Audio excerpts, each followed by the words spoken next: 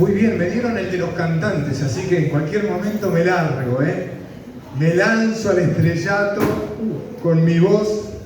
Este andaba mal, lo terminé de romper. Bueno, ¿cómo están? Bueno, puede salir mejor. ¿Cómo están? Bueno, damos gracias al Señor por la posibilidad que tenemos de estar juntos, de abrir las puertas del salón y de abrir su palabra, la palabra de Dios, para que Él ya hable a nuestros corazones sobre todas las cosas. Hoy vamos a arrancar con una serie donde en el mes de marzo y abril vamos a estar conversando, charlando, investigando, inquiriendo en lo que fue la última semana de nuestro Señor Jesucristo, en lo que fue el preámbulo de la Pascua, cuando nuestro Señor Jesucristo muere en la cruz del Calvario, pero damos gracias al Señor porque Él al tercer día resucitó. Y en esos días, en esa semana, en ese tiempo, se dieron varios acontecimientos, y en esos acontecimientos surgieron ciertos personajes. Entonces, en base a esos acontecimientos y personajes es que nosotros queremos tener un pantallazo para irnos metiendo poco a poco en esa última semana, en esos días donde el Señor Jesucristo entregó su vida por cada uno de nosotros, para terminarla en aquel domingo de resurrección, que vamos a estar todos juntos y en ese espíritu poder pensar acerca de lo que Cristo hizo por cada uno de nosotros. ¿Y saben qué? Hoy vamos a hablar de un personaje muy particular y que quizá cuando nosotros lo nombramos tenemos un pensamiento de que él fue un personaje siniestro en la vida de nuestro Señor Jesucristo. Y usted ya sabe de quién yo estoy hablando, seguramente. Estoy hablando nada más y nada menos que de Judas, discípulo del Señor Jesucristo. ¿Y saben qué? El título de Judas es aquel que traicionó al Señor Jesucristo. Pero si nosotros analizamos la historia y pensamos en la obra que el Señor Jesucristo hizo, nosotros también podemos pensar en aquel discípulo que sus expectativas fueron contrarias a lo que el Señor Jesucristo le interesaba. Y cuando nosotros lo vemos de esa manera, no quitamos la carga de Judas, pero sí comenzamos a darnos cuenta de que la realidad del corazón de Judas pasaban muchas cosas que nosotros no prestamos atención, y que quizá, así como un día Judas traicionó a Jesucristo y lo vendió por 30 piezas de plata y lo entregó para ser condenado y sacrificado allí en la cruz del Calvario, nosotros con nuestra vida, con nuestros actos, con nuestros hechos, dado que las expectativas acerca de lo que nosotros quisiéramos que Dios haga, que Jesucristo haga, no son las mismas, quizá nosotros también vendemos a Jesucristo y traicionamos a Jesucristo en nuestra vida. Vamos a Mateo capítulo 26. Vamos a leer un acontecimiento en la vida, en el ministerio del Señor Jesucristo, y que desde allí se desatan los acontecimientos de los últimos días de su ministerio aquí en la tierra. Dice Mateo capítulo 26, el versículo 6. Dice: estando Jesús en Betania, en casa de Simón el leproso, vino a él una mujer con un vaso de alabastro de perfume de gran precio y lo derramó sobre la cabeza de él, estando sentado a la mesa. Al ver esto, los discípulos se enojaron, diciendo: ¿para qué este desperdicio? Porque esto pudiera haberse vendido a gran precio y haberse dado a los pobres. Y entendiéndolo, Jesús le dijo: ¿por qué molestáis a esta mujer? Pues ha hecho conmigo una buena obra. Porque siempre tendréis pobres entre vosotros, pero a mí no siempre me tendréis, porque al derramar este perfume sobre mi cuerpo, lo ha hecho a fin de prepararme para la sepultura. De hecho, os digo que donde quiera que se predique este evangelio en todo el mundo, también se contará lo que ésta ha hecho para memoria de ella. Versículo 14. Entonces, uno de los 12, que se llamaba Judas Iscariote, fue a los principales sacerdotes y les dijo: ¿qué me queréis dar? Y yo os lo entregaré. Y ellos le asignaron 30 piezas de plata. Y desde entonces buscaba oportunidad para entregarle. Judas, discípulo del Señor Jesucristo, 3 años estuvo con él. Y cuando nosotros pensamos, o en la cultura en que vivimos, viene a nuestra memoria Judas, como decíamos al principio, quizá lo tenemos como un personaje siniestro.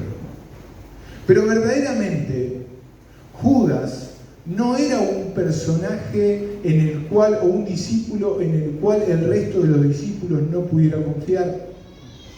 Judas era el que llevaba la bolsa, era el que llevaba las finanzas, era el que llevaba el tesoro, era el tesorero del grupo de discípulos del Señor Jesucristo. Cuando nosotros hablamos de finanzas, cuando nosotros hablamos de plata, ¿a quién se le entrega? ¿A quién se le da?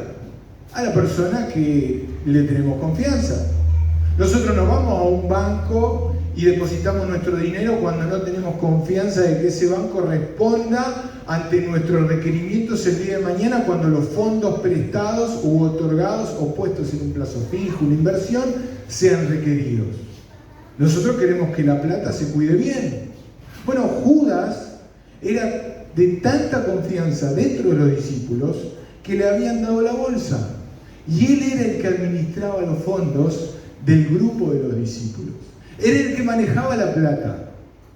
Pero lamentablemente Judas se había unido y se había sumado al grupo de seguidores de Jesucristo, porque así como los demás, él tenía ese pensamiento en su mente y en su corazón de que Jesucristo se iba a manifestar con poder, venciendo al pueblo romano, quitando al imperio y libertando a los hebreos, a los judíos, al pueblo de Israel, y dándole el reino que ellos estaban esperando.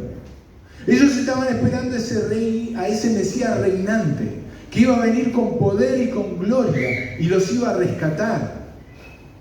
Y entonces Judas, cansado ya de lo que el Señor Jesucristo estaba haciendo, porque él quería que el Señor Jesucristo destruyera a los romanos y rescatara a los judíos, él no se pudo dar cuenta de que el Señor Jesucristo no venía a destruir a unos y a rescatar a otros, sino que el Señor Jesucristo venía a perdonar a todos.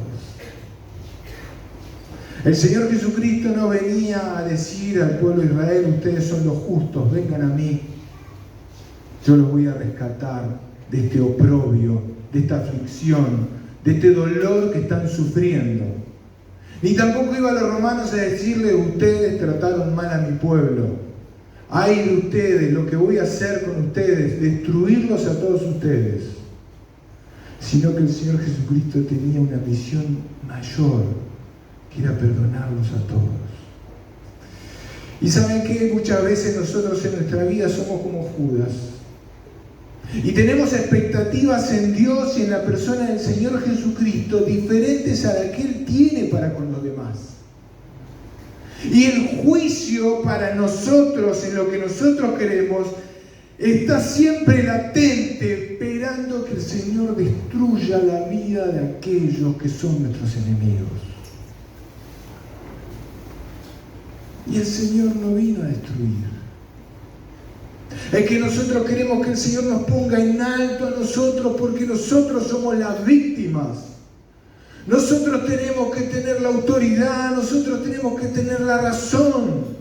Porque el orgullo muchas veces no nos deja ver de que así como yo tengo la gracia de Dios en mi vida, el otro también la necesita. Y que Cristo, así como murió por mí en la cruz del Calvario, también murió por los demás. y nuestro interés personal, individual, egoísta y nuestro orgullo no nos deja ver que el otro también necesita gracia, misericordia y amor.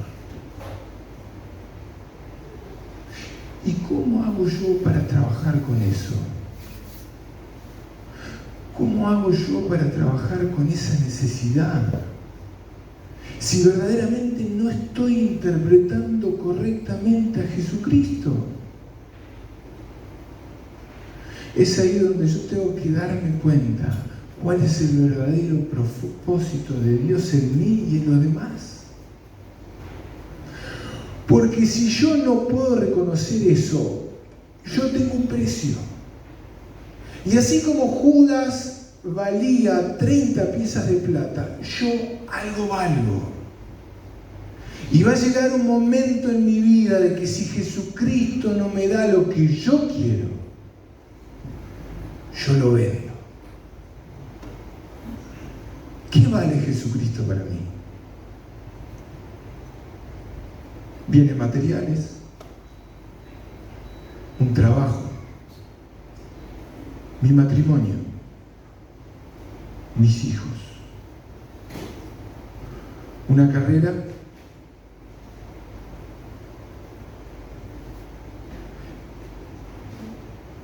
un hombre, una mujer. ¿Qué es lo que vale Jesucristo para mí? Y Jesucristo un día no me va a dar eso que yo quería. Un día Dios me va a quitar eso que yo tenía. ¿Y cómo voy a reaccionar yo? Job, en el Antiguo Testamento encontramos que tenía hijos e hijas, bienes, posesiones, amigos. Y de la noche a la mañana el Señor permitió que en su vida viniera la calamidad y perdió sus 10 hijos, perdió su ganado, perdió sus posesiones y así todo perdió su salud. Y quedó tirado, rascándose, con una picazón y una sarna de que nadie se quería acercar a él. Y su mujer viene y le dice: maldice a Dios y morite. Ese era el precio de esa mujer, sus cosas. Dios le quitó lo que tenía y esa mujer estaba maldiciendo a Dios. Dice la palabra, la Escritura, Pablo escribiendo: Demas me ha dejado amando a este mundo. Los intereses de esta vida, de esta sociedad, hacen de que muchas veces nosotros perdamos el foco, el centro, la meta, lo que vale, y traicionemos a aquel que es el autor de nuestra salvación, aquel que murió en la cruz por nuestros pecados.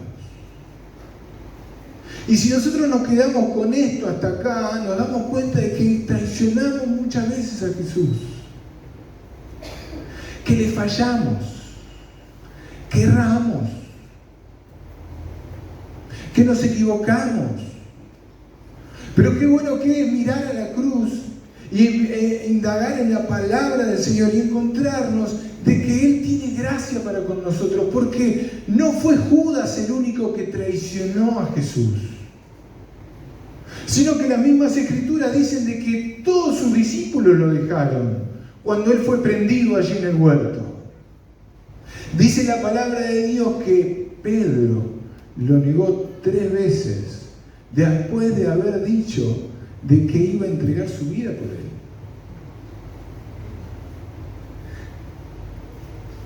Pedro también traicionó a Cristo. Quizá no lo hizo por un interés en cuanto a un sentimiento de orgullo y de venganza hacia el pueblo romano, pero sí lo hizo por temor y vergüenza allí en ese fuego. en el que se estaba calentando en ese patio, donde no soportó el temor de que a él también lo llevaran preso, donde no soportó la vergüenza de que a él también lo llamaran un seguidor de Cristo. Y él lo negó 3 veces. Pero ¿cuál es la diferencia entre Judas y Pedro? La diferencia es que Pedro pidió perdón. De que Pedro lloró amargamente los hechos y actos cometidos que habían dado traición al Señor Jesucristo. En cambio, Judas, al verse en esa situación, también se arrepintió, pero no le pidió perdón al Salvador, sino que como él no podía lograr lo que quería, porque vio que verdaderamente el Señor Jesucristo no reaccionó como él esperaba. Muchos comentaristas dicen de que él esperaba de que Jesucristo se levantara en ese momento, de que el Señor Jesucristo con poder destruyera al ejército romano que lo estaba apresando y llevándolo preso. Judas estaba instando al Señor Jesucristo hasta el límite, a ver si de una vez por todas reaccionaba como él quería. Él le estaba poniendo las pautas, le estaba diciendo cómo tenía que conducirse, cómo tenía que accionar. Y viendo que eso no sucedía, fue y se ahorcó. Es que él se arrepintió, sí se arrepintió, pero no le pidió perdón a Dios. No le pidió perdón a su Salvador. No reconoció su error delante de la presencia de Jesucristo y se dio cuenta de que Jesucristo tenía otra cosa para él. La pregunta que surge y la pregunta que tenemos que responder para nosotros es: ¿qué expectativas tenemos de Jesucristo? ¿Por qué vine a la reunión? ¿Por qué estoy acá sentado? ¿Qué busco? ¿Qué quiero que Cristo me dé?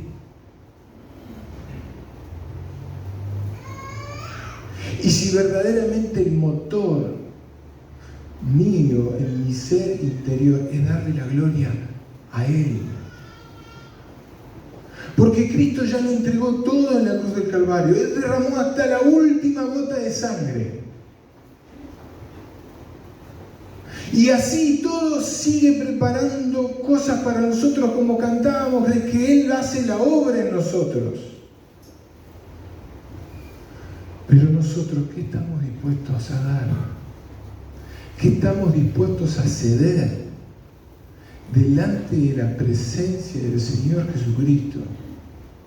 Para darnos cuenta, como dice Isaías, que así como son de distantes los cielos de la tierra, así son de distantes tus pensamientos de los pensamientos de Dios, mis pensamientos de los pensamientos de Dios. Porque Dios quiere y tiene cosas grandes para nosotros, pero son las suyas, no las nuestras.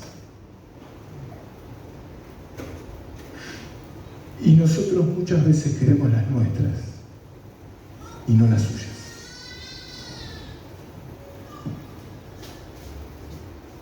Por eso Judas traicionó a Jesucristo, porque nunca entendió el propósito de Jesucristo para él. ¿Entendés el propósito de Jesucristo para tu vida? ¿Entendiste de que un día Él murió en la cruz del Calvario para que vos tengas vida? Y el Señor Jesucristo dice de que la vida eterna, que te conozcan a ti, dice el Señor Jesucristo, hablando y orando al Padre, y a tu Hijo, hablando de sí mismo.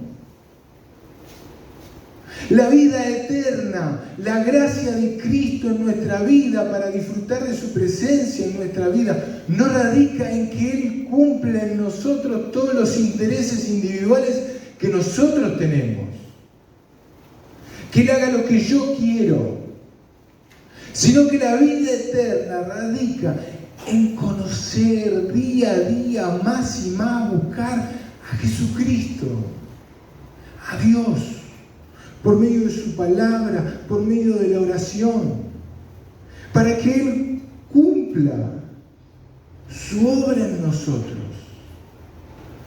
para que Él trace el camino donde nosotros tenemos que andar, para que Él nos lleve a donde Él nos quiere llevar. Dice Proverbios 3, 5 y 6, fíate de Jehová de todo tu corazón y no te apoyes en tu propia prudencia. Nosotros tenemos con nuestro corazón ponerlo en la presencia de Dios, buscar a Dios para que Él sea el que nos guíe. Y no en nuestro corazón nosotros querer hacer las cosas a nuestro pensamiento, en nuestra voluntad o en lo que a nosotros nos parece. Cuesta, claro que cuesta. Es difícil obedecer. Muchas veces decimos, vos tenés que hacer caso.